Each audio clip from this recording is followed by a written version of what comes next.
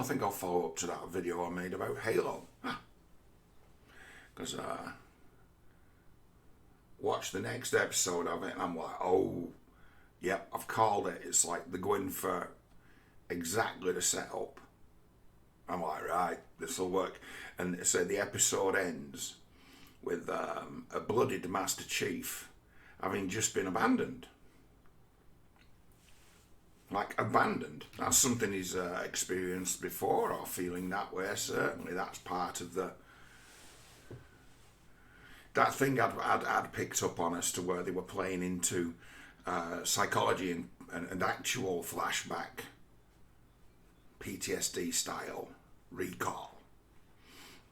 Where it was said, wasn't it, in the show, that it's like you're drawn to it, drawn to those artifacts, drawn to the Halo with an overwhelming sense of home.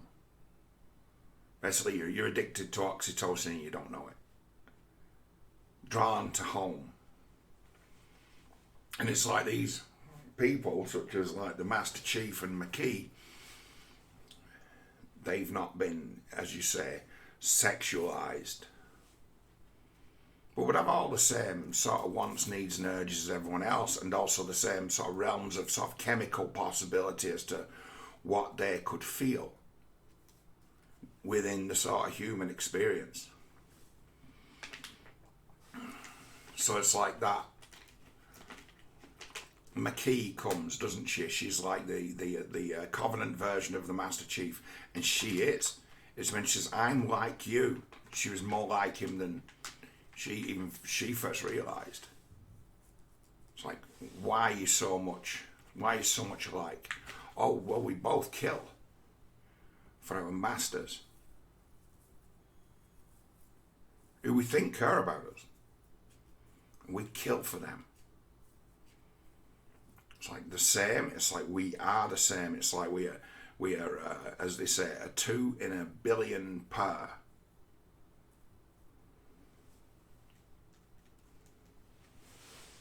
I thought that was really nicely played, that, as to where she'd have absolutely no way to resist the Chief, to fall in love with him, because they shared a moment of intimacy that mere humans like us will never experience.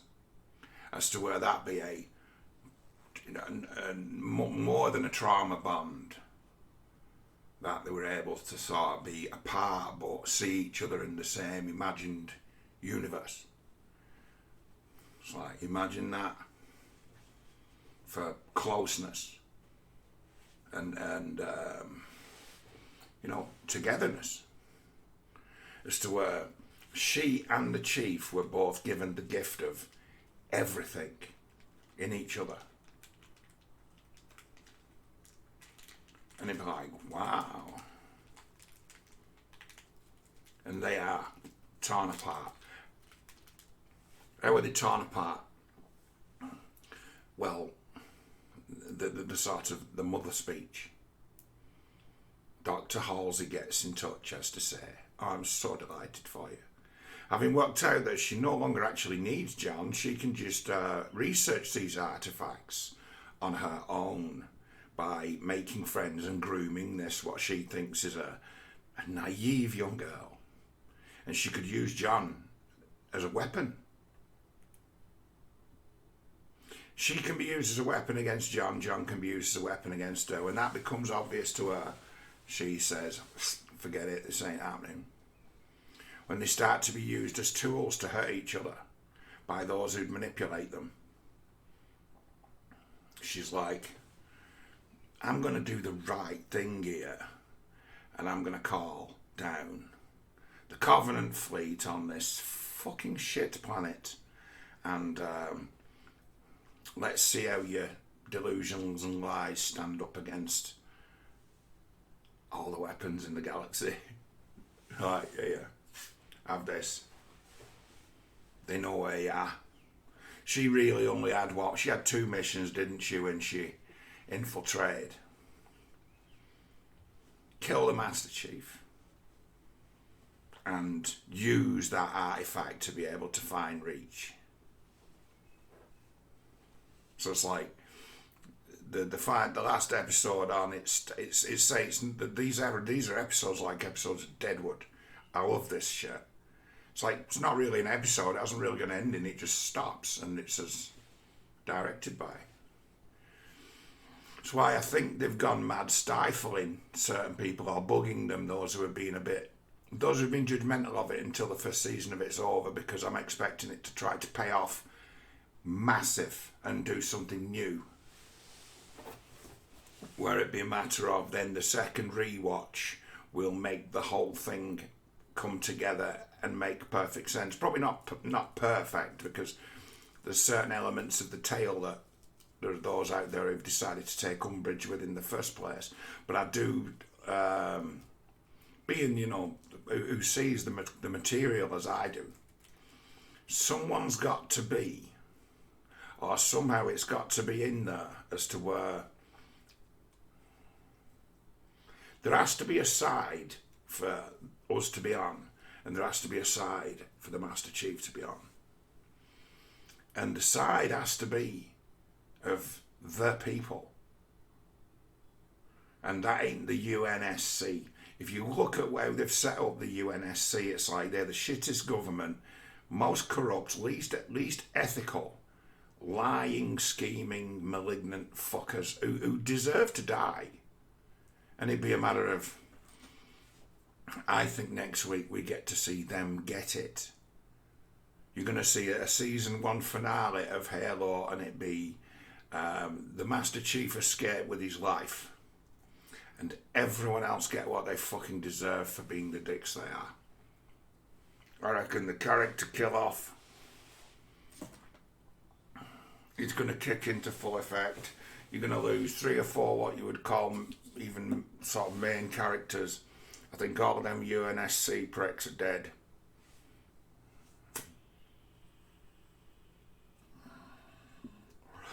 The next episode start where the last episode let off, and it be starting with the Chief heartbroken, abandoned, and having just had the shit kicked out of him by his own guys, without his armour, without any weapons, and the Covenant arrive right then. You see the whole, from the very start, right? Those who follow the story knowing, oh, well, it's going to be a Halo show. Okay, they're setting it right before, so we've got the fall of Reach. So you might have thought, that the fall of Reach might happen at the end of episode 1.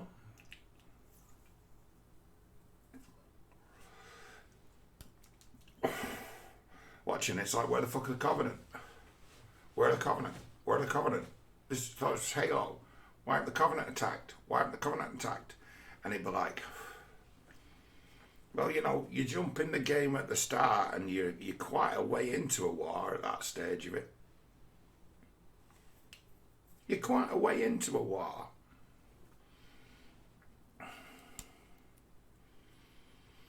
There's certain elements I don't like to look at, I don't like the look of personally, that end up on the table to set up a season 2. And I don't like the way that that's kind of, or it has been foreshadowed or put in place. I hope they actually subvert that. Seems to me like one little happy crew's all going to escape on the same ship and everyone else on Reach die. Or something like that, where it'd be contrived, but it's a matter of, when you think that a show like that, it's cost a lot of money to make, and if it's like, how much of this money is currently on screen? How much of it? It's like the costumes are good. It's like the sort of armour they've come up with and stuff. It's like, yeah, that looks functional and lightweight. It just has to look futuristic. Like, they all look cool. It's like the props are good. Costumes are decent. It's like, but that's ingenuity. That's not so much money. Where's the money being spent on this? And it's my, I speculate that all the money is going to be spent on the last episode, or the proper money. It's like they've got the opportunity to lay on You know, like in Game of Thrones, where they do like a special episode every season that's just a battle, like Blackwater. Blackwater's great. They can do that. They can go from episode 8 straight into episode 9 and it be. And guess what? While you're unsettled with this artifact being used, here come the Covenant. And here come the Covenant in minutes. Minutes from that signal. It's like they're 10 minutes away from all turning up. And the UNSC's fleet are scattered, looking for them. It's like they've been caught with the trousers down, deployed, when their like regional homeworld is about to fall. And just get fucking rinsed out with nuclear weapons and great big crazy laser guns and the like. And it'd be a matter of, oh shit, these guys can take a planet apart. And then it'd be a matter of, we've got to get out of here. So the final episode could be like a fleeing from a dying planet episode. Or could be fight our way out of a doomed situation episode. And it's like, they're both good episodes.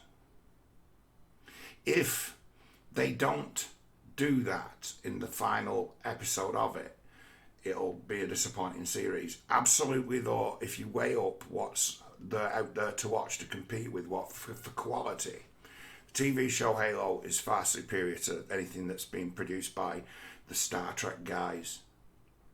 At the moment, I mean, I keep an eye on what's reasonable to watch. I think Halo's a better show than the Book of Boba Fett was by a long way.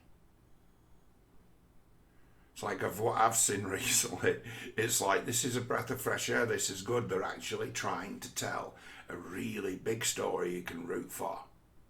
Like, tell the original story you can root for.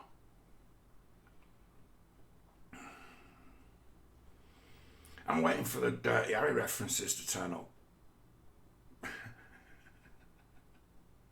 Really?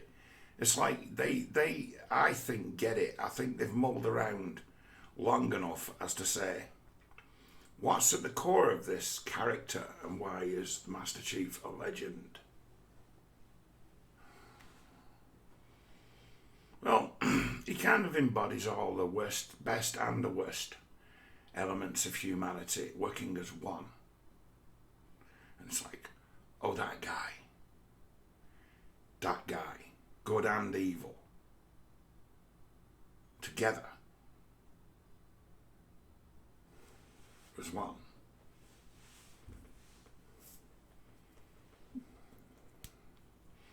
So that's our guy. It's like good guy, right? When push comes to shove, dies. He's the first to get it. It's like good bad guy wins the day. And the ultimate evil. I mean, the demon, Master Chief, the ultimate evil. You know, the ultimate evil of some, but the greatest hero to others.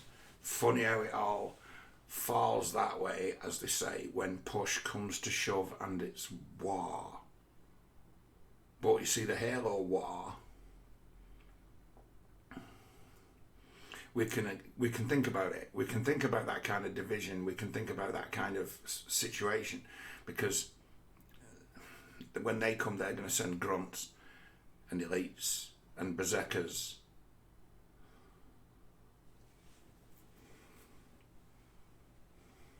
Alien creatures that don't speak our language and have got religious fervour to kill us, to purify us.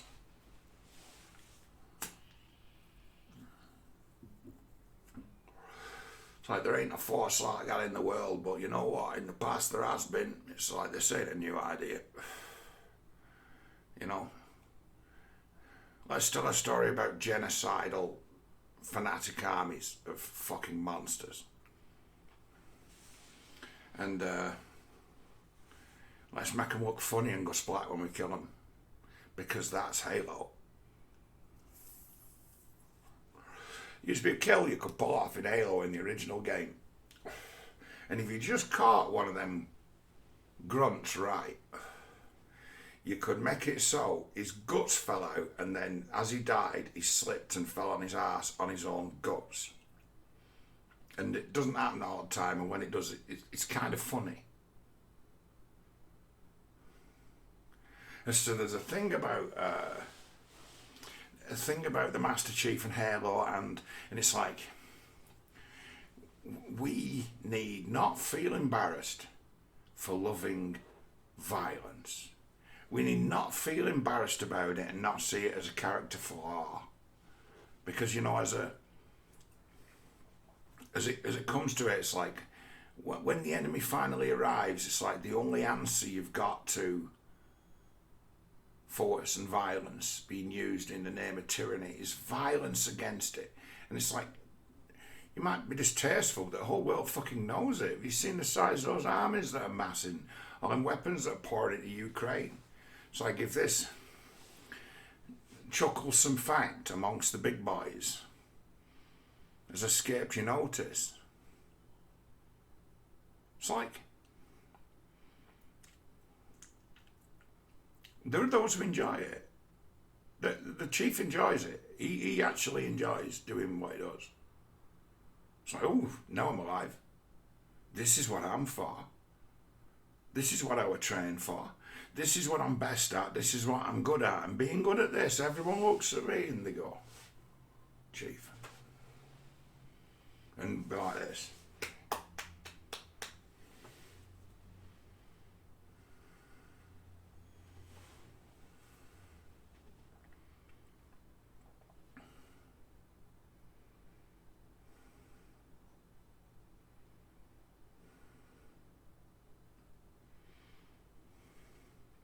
I love it, me, where you'll get it as to where there'll be a scene in a movie of a battle. There's one in, I think it's in Braveheart. I think it's the Irishman and the Mel Gibson guy, where they kind of meet in the middle of the field and they look at each other and they're like, hey! Good to see you, pal, right in the middle of the battle. They used to show it quite a bit in Spartacus. That used to be a feature of it, that where they fight together and finding it funny, and it's like, yeah, you just laugh, isn't it? Like push comes to shove and it's like, here's the blood and gore. It's like, this part we can do well. It's the rest of life that's a real fucking mystery and problem. But this part, we enjoy. And it's like, as all the elements in the world come together, it's like, it's those men who save you from worse.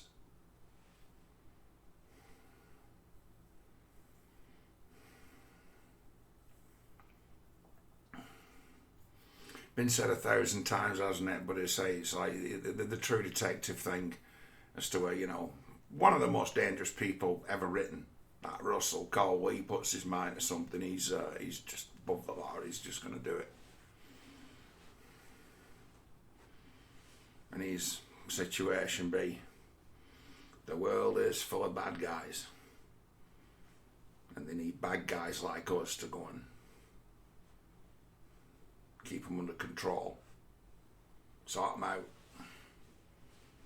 Because there's only us who's prepared to look them in the eye, face what they've done and not fucking break down in tears.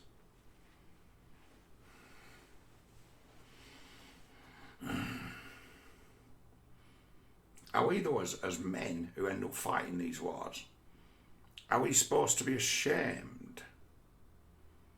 Are we supposed to be ashamed of our ability to reach for violence when that's the weapon that's fundamentally at the end, that's the thing that comes to get you, force? Are we supposed to be on one side of it ashamed of that, while it's being used as a weapon against others?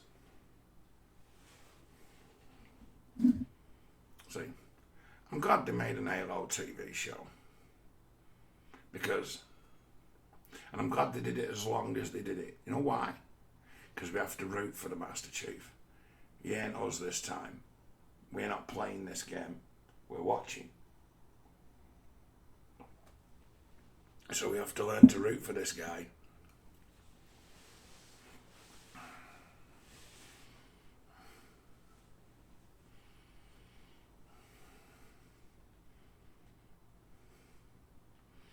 And let people watch it and say, there'd be nobody be able to escape from that, as to where they could just look at it and say, mindless violence.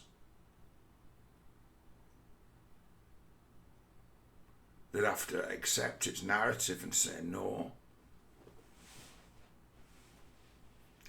Meaningful violence. Important violence. Crucial violence.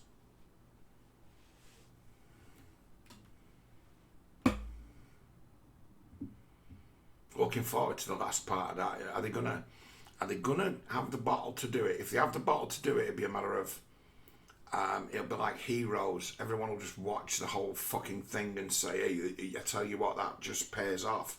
This waiting every week for the next episode for something that's certainly not been planned to be episodic like that.